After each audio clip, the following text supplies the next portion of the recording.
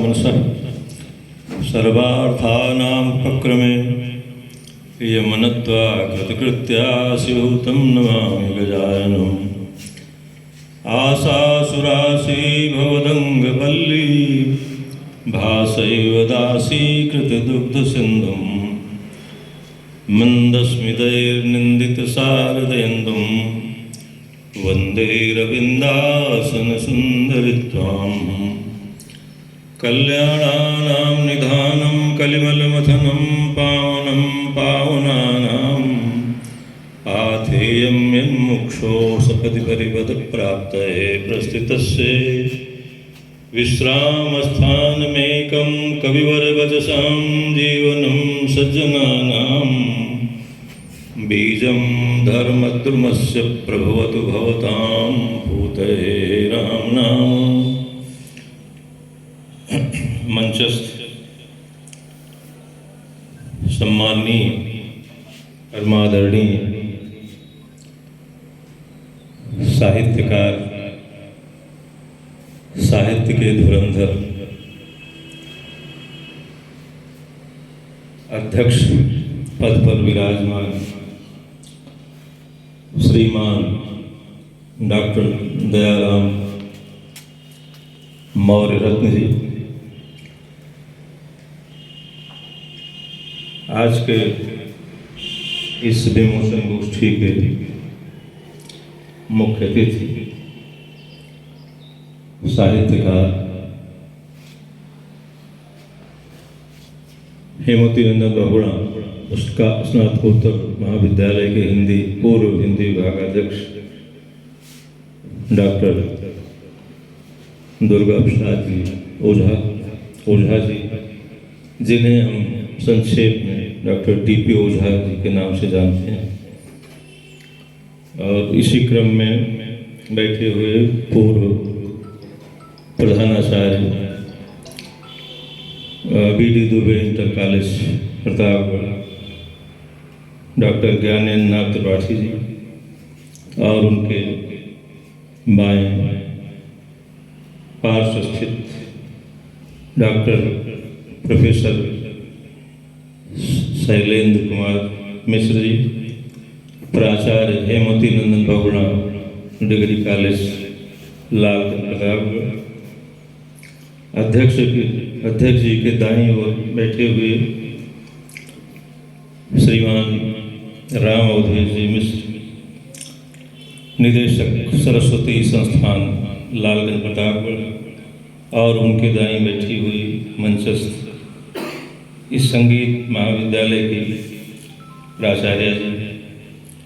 मैं सभी मंचस्थ लोगों को प्रणाम करता हूँ, और सभागार में बैठे हुए हमारे परम प्रिय आत्मीय श्रीमान प्रमोद कुमार त्रिपाठी जी, प्रधानाचार्य Lokman Tilak inter college Pratapgarh, Kataiya Shankar inter college Kataiya के प्रधानाचार्य डॉक्टर राघवेंद्र कुमार पांडे जी, जो हमारे बड़े प्रिय हैं, आत्मीय हैं, वो भी बैठे हुए हैं, काका जी, और ये बच्ची सौम्या जी बैठी हुई हैं, और सभी जो है यहाँ सामने जो बैठे हुए हैं बड़े कविगण जो बैठे हुए हैं, हमारी बहन देवी जी और शैलेंद्र मिश्र जी, जो कि अठैया संस्कृत महाविद्यालय से पधारे हुए हैं, वहाँ के प्राचार्य हमारे अनुज श्रीमान शिवधर नाथ पांडे जी, भाई रामशंकर जी त्रिपाठी बहुत कृपा कर पधारे हुए हैं। आप सब यहाँ पर सभागार में जो भी विराजमान हैं, मैं सबको प्रणाम करता हूँ। अगर विशेष रूप से स्वागत करने की बात मैं करूं, क्योंकि स्वागत के लिए ही यहाँ पर मुझे बुलाया गया है, मेरा ध्यान अध्यक्ष जी की ओर जाता है। संस्कृत में एक श्लोक मैंने पढ़ा था, ना गुणी गुणिनम वेत्ति गुणी गुणिषु मत्सरी गुणी चा गुणरागी चा बिरला सरलो जन। अगुणी व्यक्ति गुणी व्यक्ति को जानता ही नहीं। ना गुणी गुणिनम वेत्ति और गुणी गुणिषु मत्सरी, गुणियों में बड़ा मात्सर्य होता है। गुणी चा गुणरागी चा, जो स्वयं गुणी हो और गुणी लोगों से अनुराग भी करता हो। गुणी चा गुणरागी चा बिरला सरलो जन, ऐसा सरल व्यक्ति दुनिया में दुर्लभ। और संस्कृत तो सूक्तियों का भंडार है ही है। मनीषिणः सन्ति न ते हितैषिणः सन्ति न ते मनीषिणः सुहृच्छ विद्वानपि दुर्लभो नृणाम यथौषधम स्वादुहितम च दुर्लभम। यहाँ सब विद्वान लोग बैठे हुए हैं, बार बार व्याख्या करने की आवश्यकता नहीं है। ऐसे लोग बहुत कम हैं कि जो कि स्वयं, आप समझिए इतने बड़े साहित्यकार, हमें लगता है कि कोई भी अलंकरण, कोई भी सम्मान बाकी न होगा जो डॉक्टर साहब को न मिला, लेकिन उसके साथ इतनी सरलता, मतलब दुर्लभ सरलता है। आप बताएं, जब मैंने आपसे चर्चा किया तो इतना स्वागत किया आपने कि अरे ये तो जो है समझिए हमारा अहोभाग्य है, हमारा सौभाग्य है और आप हमें ये सौभाग्य दे रहे हैं। यही नहीं, मैंने कहा डॉक्टर साहब मैं इस संबंध में आपसे मिलना चाहता हूँ। तो कहा हाँ चाहे जब आ जाइए। और जिस दिन मिलने की बात हुई थी उस दिन सवेरे आपने फ़ोन किया, कहा कि जो है अरे पांडे जी आप कहाँ यहाँ आ रहे हैं? मैं तो आ रहा हूँ, सगरा ही आ रहा हूँ, वहाँ मेरा कार्यक्रम है, वहीं मिल लीजिएगा, बिना मतलब का आप परेशान हैं। इतनी सरलता है। सगरा में मैं मिला और तो सारा जो तय हुआ है। तो और पूरी की पूरी संस्था एक व्यक्ति में अगर पूरे प्रतापगढ़ में समाई हुई है तो वो रत्न जी हैं। आपको मैं नर रत्न कहूँ कि कवि रत्न कहूँ, कौन सा रत्न कहूँ?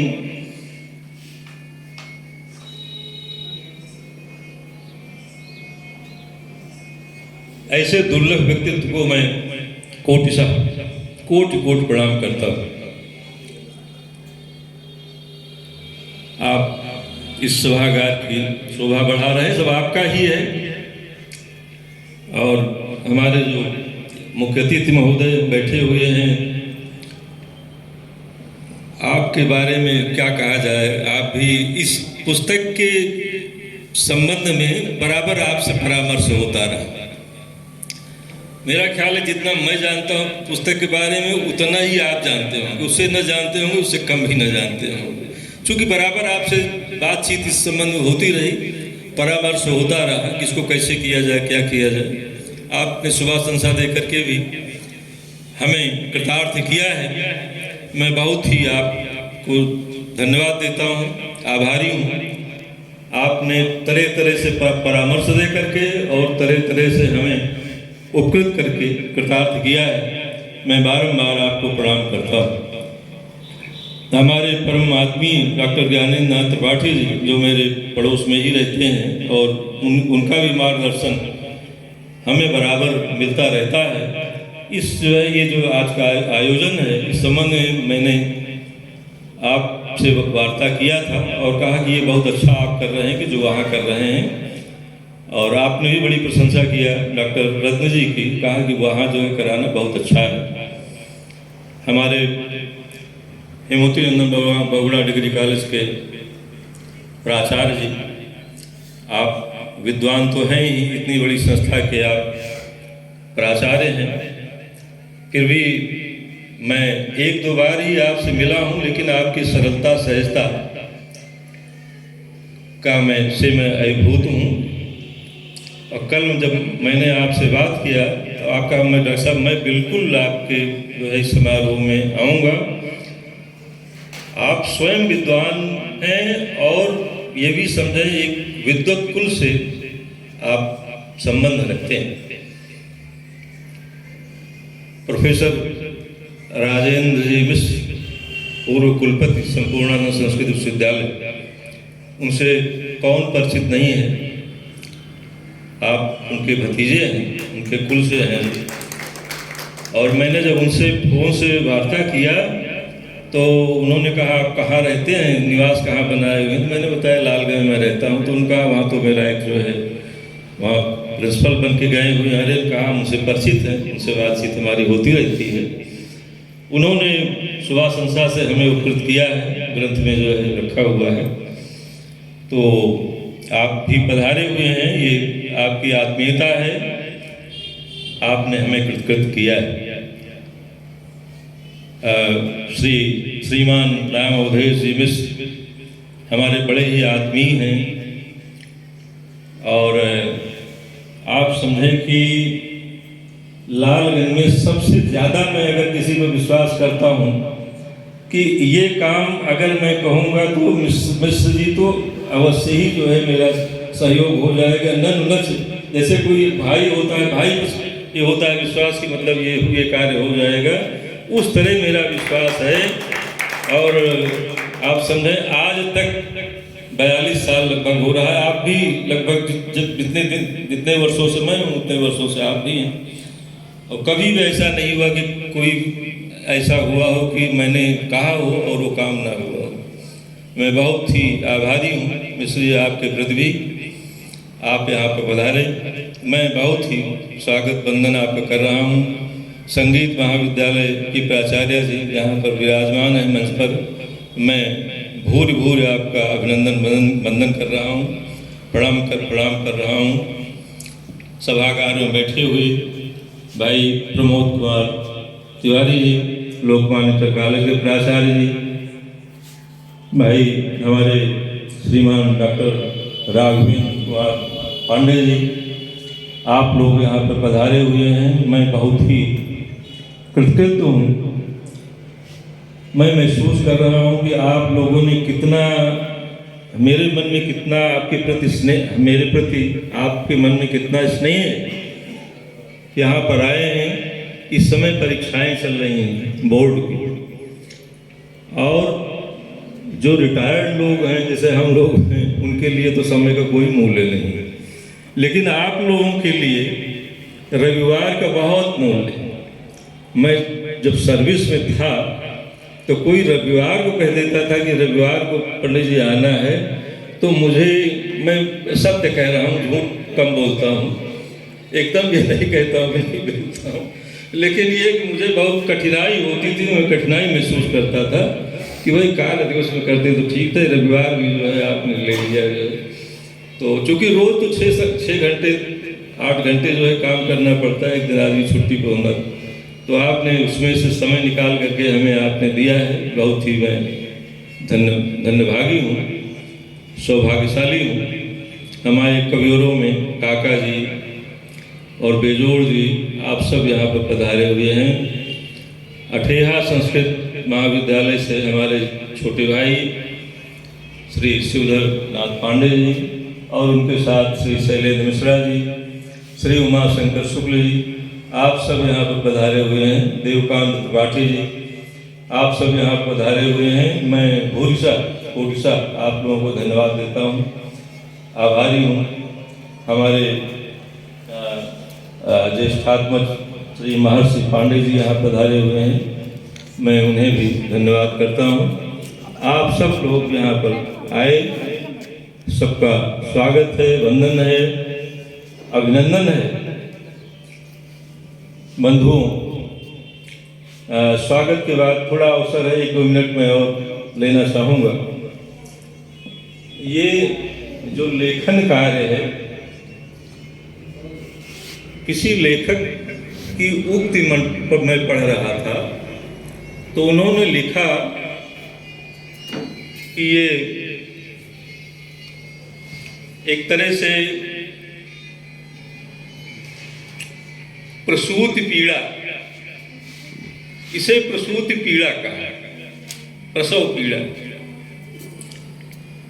जैसे एक नारी, एक मातृशक्ति गर्भ धारण करती है, और उसके बाद जो है उसका पालन पोषण,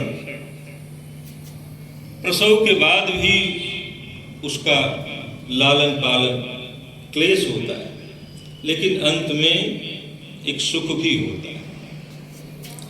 वही दशा एक लेखक की होती है। वो मन में कोई एक विषय जब अवधारण करता है वही उसका धारण होता है। उसके बाद निरंतर लेखन,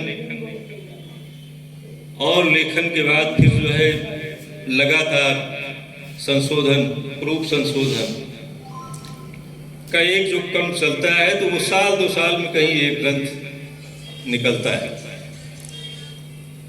तो ये एक, लेकिन जैसे उस एक पीड़ा के बाद जो है एक अलौकिक सुख, उसको जो है शब्दों में नहीं बांधा जा सकता, वैसा ही सुख मुझे भी आज हो रहा है। वो अनिर्वचनीय होता है, क्योंकि कोई चीज जब सामने संसार में आती है, सत्यम शिवम सुंदरम का वर्णन करते हुए लेखक जब जो है समाज के सामने वो लाता है और वो जो है लोकार्पण होता है, तो वही अपार सुख होता है। इस अम्मा साहेब ट्रस्ट सभागार में, संगीत शारदा संगीत महाविद्यालय के सभागार में ये पंचम पुष्प माँ भारती आप लोगों के सानिध्य में पंचम पुष्प समर्पित करते हुए मुझे अपार प्रसन्नता हो रही है। कोई क्यों लिखता है, तो मैं तो कहूँगा कि और लोगों के जो उद्देश्य होता हो, लोक मंगल की भावना या जो भी है, वो लोक मंगल की भावना तो कहीं ना कहीं रहती ही है, लेकिन मैं तो कहूँगा सबकी एक अपना नशा होता है। वो अपने नशा के लिए लिखता है, जैसे नशा के लिए सब आदमी अपना अपना काम कर रहे हैं। कोई एक बार जो है वो कमला त्रिपाठी मिलने गए पंडित जवाहरलाल नेहरू से, तो उन्होंने कहा कि तुम पूजा बहुत करते हो, तो दुर्गा पाठ रोज करते थे, शुरू पूरा आद्य काम। कहा तुम पूजा बहुत करते हो। उन्होंने कहा पंडित जी सभी लोग, कोई क्लब जाता है, कोई सिनेमा जाता है, कोई नाचने जाता है, कोई जो है 10,000 का सूट खरीदता है, मैं पूजा कर लेता हूँ तो कौन जो है पूजा करता है, जो थोड़ा सा बहुत जो है पूजा में समय लगा देता है। तो वैसे ही भैया तमाम सबके अपने अपने नशा है, हमारा भी अपना नशा है।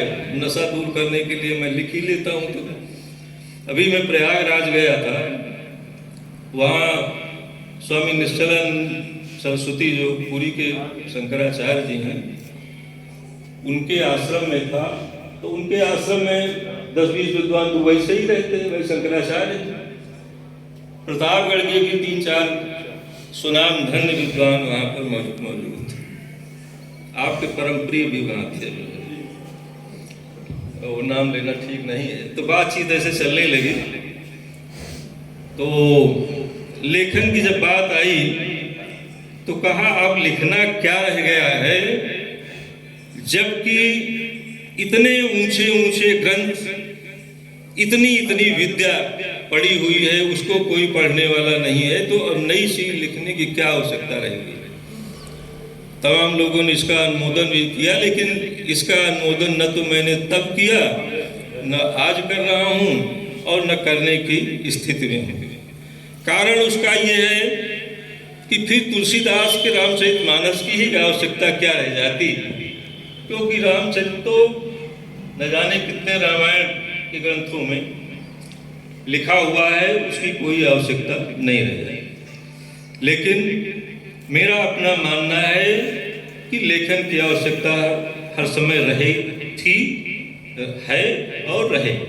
उसका कारण है कि समय यथा समय हर चीज की व्याख्याएं होती रहती हैं, नए तरीके से व्याख्याएं होती रहती हैं। यहाँ हमारे कविवर सब बैठे हुए हैं, कविताएं कब नहीं लिखी गई, आज भी लिखी जा रही है, सदा लिखी जाएगी। सामाजिक संबंध, अनुबंध ये सब बदलते रहते हैं, और उसके अनुसार जो है लेखन भी जो है नया होता रहता है। तो ये लेखन की आवश्यकता सदैव रहेगी। एक बात और कहकर मैं अपनी वाणी को विराम दूंगा, वो ये कि आज समाज में जब सामाजिक लोग, पढ़े लिखे लोग जब ये भूल गए हैं कि कालिदास, तुलसीदास या अंग्रेजी में शेक्सपियर के पढ़ने का भी कोई आनंद हो सकता है, उसका भी कोई आनंद है, ये लोग विस्मृत कर गए। चांदी के खनक के आगे सारी चीज गायब है। और सरस्वती जी पर भी जो है लक्ष्मी जी भारी पड़ रही हैं, क्योंकि अब जितना जो है वो व्यावसायिक लेखन हो रहा है, वो शुद्ध 24 कैरेट का लेखन नहीं हो रहा है। ऐसे समय में इनका इस जो है लेखन का क्या महत्व है, या कि क्या होगा, क्या क्या पढ़ने वाले होंगे, ये चीज मेरे दिमाग में आता रहता है। लेकिन वही भवभूति का वो श्लोक याद करके जो है मैं अपने को सांत्वना देता हूँ। उन्होंने लिखा, ये नाम केश दीना प्रथन तव ज्ञान जानन्तु ते किमपि तान् प्रति नैष यत्नः उत्पत्स्यते हि मम कोऽपि समान धर्म कालो हेयं निर्वधिर विपुलाच पृथ्वी। भवभूत के जीवन में उनका बड़ा अपमान हुआ, कोई उनको सम्मान मिलता नहीं था। उन्होंने लिखा, ये नाम केश दीना प्रथयन्तो ज्ञान, जो भी मेरे लिए अवज्ञा का भाव रखते हैं, जानन्तु ते, वो लोग जाने, जानन्तु ते किमपि तान प्रति नैष यत्नः, उनके प्रति मेरा कोई ये प्रयत्न नहीं है, मेरा ये प्रयास उनके लिए नहीं है। उत्पत्स्यते हि मम कोऽपि समान धर्मा, मेरा समान धर्म माने मेरे विचार का, मेरे चिंतन का कोई व्यक्ति कभी न कभी तो होगा, क्योंकि कालो हेयम निर्वधिर विपुलाच पृथ्वी, ये काल निर्वधि है, इसकी कोई अवधि नहीं है। न जाने कितने अरब साल इसके बीत गए हैं, कितने अरब साल अभी बीतेंगे। कालो हेयम निर्वधिर और विपुलाच पृथ्वी, ये पृथ्वी बहुत विशाल है, इसकी कोई सीमा नहीं है, कभी कोई उत्पन्न होगा। अभी मैं बताऊं, परसों जिनकी चर्चा मैंने किया, उनका मेरा गहरा स्नेह बहुत जल्दी हो गया और फोन के द्वारा ही हो गया। सुनाम धन प्रोफेसर राजेंद्र जी मिश्र, अभी परसों मैंने बात किया उनसे, उनको मैंने पुस्तक भेजा था, तो ये जानने के लिए कि आपको पुस्तक मिल गई। तो अच्छा, जब मैं फ़ोन करता हूँ तो तुरंत फ़ोन उठता है और वो लंबी वार्ता करते हैं। इतने बड़े पद पर रहे हैं, इतना उनका समय, इतना लिखने पढ़ने वाले आदमी है, लेकिन ये कि लंबी बात करते हैं। उन्होंने कहा, भैया आज जब डिग्री कॉलेजों में, महाविद्यालयों में, विश्वविद्यालयों में स्थिति ये है कि रघुवंश में दिलीपस्य गो सेवा, ये उनके वाक्य में बता रहा हूँ, दिलीपस्य गो सेवा के आगे अगर पूछा जाए कि 19 सर्गों में और क्या लिखा हुआ है, कादम्बरी का जो है समापन किस कहानी का अंत कैसे होता है, वही विंध्याटोई वर्णन के आगे जो है कि कोई कोर्स में जितना है, उसके अलावा कोई पढ़ने को तैयार नहीं है। ऐसे समय में आपने बहुत बड़ी हिम्मत का काम किया है। इतने दक्षिण भारत का ये ग्रंथ है, तो अब समय मैंने बहुत ले लिया, लेकिन फिर भी 2 शब्द ग्रंथ पर बताना आवश्यक है। वो ये चोलवंशी नरेश, राजा रघुनाथ चोलवंशी नरेश थे, उनकी पत्नी रामभद्रांबा, जिन्होंने जो है इस ग्रंथ को लिखा, उनके ऊपर 12 सर्गों का ये महाकाव्य है।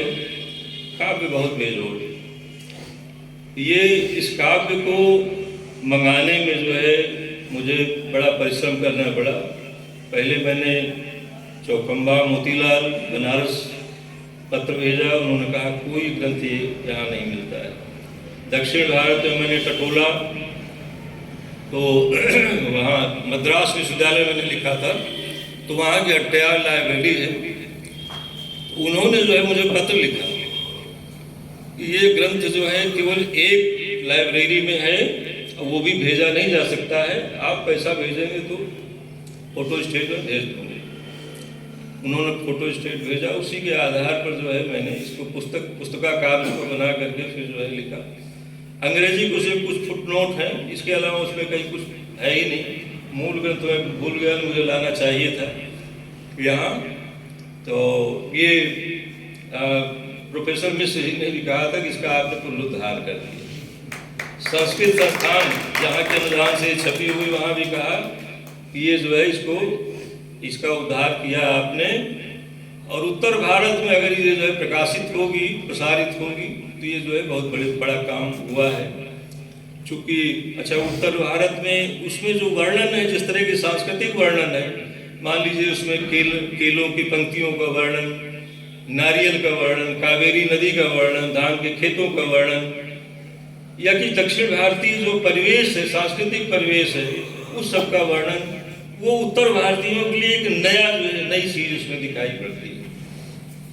उस पर बहुत कहा जा सकता है, बहुत लिखा जा सकता है जो लिखा गया है, लेकिन मैं ये भी कह रहा हूँ कि ये कोई अंतिम मेरा प्रयास नहीं है, इस पर ये अनंतिम है, इस पर होता रहेगा। ऐसा नहीं कि उस पर और कुछ नहीं लिखा जा सकता है, और भी लिखा जाएगा, लिखा जा सकता है। ये तो मेरा पहला प्रयास है। ये मैं अपने विनम्रता से, मैं विनम्र भाव से आप सबको प्रणाम करता हूँ और अपनी बात को समाप्त करता हूँ। धन्यवाद। धन्यवाद। स्वागत।